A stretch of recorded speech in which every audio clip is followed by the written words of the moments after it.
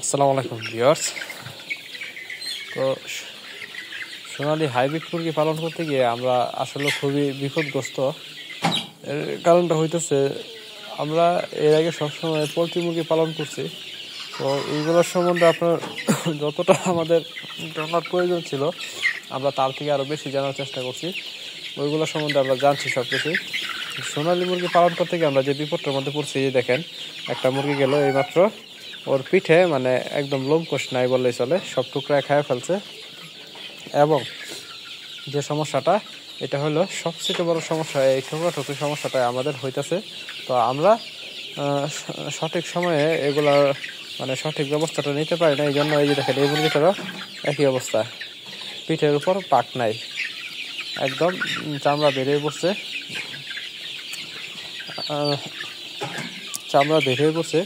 আর আরেকটা বিষয় যেটা, এটা হলো এই মুরগিগুলা মানে একটা মুরগি দাঁড়ায় থাকলে আরেকটার পিছন থেকে ঠুকরানো স্টার্ট করে এবং পেছন থেকে ঠুকরায়া আপনার হয় যদি লাল রক্ত বেরিয়ে পড়ে তাহলে চান্স আছে ওই মুরগিকে ওরা সবটি মিলে ঠুকরায় একদম মারে তারপরে ছাড়বে। তো এরকম করে আমাদের দৈনিকই প্রায় একটা দুইটা করে মুরগি মারা দিতেছে, ঠুকরায় মারতেছে। তো আমরা কিন্তু সবচেয়ে বড় সমস্যা যেটা পড়ছি, এটা হলো এই ঠুকরাঠুকরি সমস্যাটাই। এই ঠুকরাঠুকরি ব্যতীত আমাদের খামারে মুরগিগুলা যে আমরা পালন করতেছি আল্লাহর রহমতে আর কোনো রোগবালাই নাই, আর কোনো সমস্যা নাই। এছাড়া সব কিছু আদার্স আমাদের একদম ওকে আছে, সব কিছুই একদম ঠিক আছে আল্লাহর রহমতে। মুরগিগুলাও ভালো আছে, সুস্থ আছে, মুরগিগুলার কোনো সমস্যা নাই।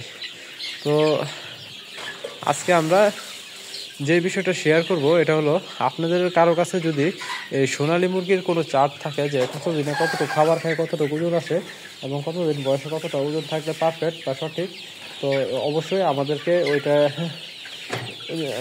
দিতে পারেন, বা যদি এটা থাকে তাহলে অবশ্যই মেসেজ করে জানাতে পারেন। কারণ আমাদের ওই জিনিসটা খুবই প্রয়োজন এখন, কারণ এটাই আমাদের ফার্স্ট সোনালী মুরগির চালান, যার কারণে আমরা সঠিক সময় এবং সঠিক ওজনটা কোনোটাই নির্ধারণ করতে পারতেছি না সঠিকভাবে। যদি আমরা সঠিক সময় সঠিক ওজনটা আমাদের আসে তাহলে আলহামদুলিল্লাহ, আর যদি না আসে তাহলে তো সমস্যা।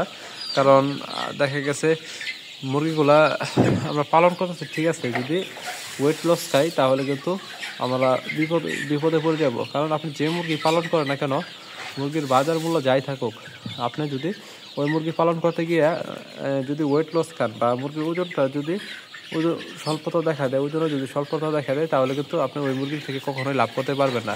তো এই বিষয়গুলো আপনার একজন খামারি হতে গেলে এই বিষয়গুলো অবশ্যই লক্ষ্য রাখতে হবে। মুরগির ওয়েট, মুরগির ওজন, মুরগির স্বাস্থ্য, মুরগির সব কিছুই লক্ষ্য রাখতে হবে।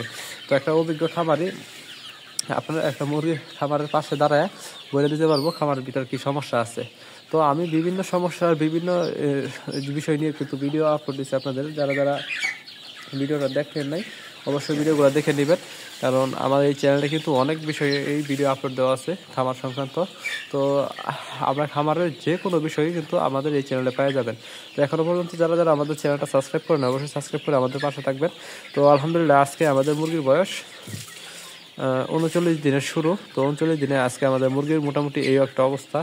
মুরগিগুলো আল্লাহর মতো সুস্থই আছে এবং মুরগিগুলো যথেষ্ট ফাঁকা আছে। তারপরেও আমাদের খামারের পর্দাগুলো সব চাপাই দিলে গ্যাস হয়ে যাচ্ছে। তো আমরা এই দিকটা দিয়ে একটা গ্যারেজ আছে, সেই দিকটা মোটামুটি খোলামেলা না, তাই আমরা এই দিকটা পর্দা তুলে রাখছি যাতে এই দিক দিয়ে গ্যাসটা বের হয় এবং নর্মাল বাতাসটা আসে। এই জন্য আমরা এই দিকটা পর্দা তুলে রাখছি এবং ওই দিকটা দিয়ে আমাদের একটা পুকুর আছে। তো ওই দিকটা আমরা এই জন্য পর্দা পুরোটা নামায় রাখছি এবং দিনের বেলা ওই দিক পুরোটা তুলে দিই। তো আরেকটা বিষয় যেটা, আপনারা অবশ্যই যারা সোনালী মুরগি পালেন এবং আমাদের মতো এরকম ঠুকরি সমস্যায় আছেন তাদেরকে বলি, আপনারা দিনের বেলা যখন একদম কড়াকড়ি রোদ উঠবে তখন আপনার মুরগির উপর যাতে রোদটা না পড়ে, যাতে কোনো এক জায়গায় বাড়ি খেয়ে তারপরে আসে, তাহলে আপনার মুরগির ঠুকরি একটু কম করবে। সরাসরি যদি মুরগির উপরে রোদ পড়ে তাহলে মুরগি ঠুকরি করে। তো বিভিন্নভাবে আমি এটা জানতে পারছি। তো আলহামদুলিল্লাহ, আপনাদেরও যদি কোনো কিছু আমাকে জানানোর থাকে তাহলে অবশ্যই কমেন্টের মাধ্যমে জানাতে পারেন। তো আজকে এই ভিডিও পর্যন্তই। সকলে ভালো থাকবেন, সুস্থ থাকবেন এবং আমাদের জন্য দোয়া করবেন। আসসালামু আলাইকুম।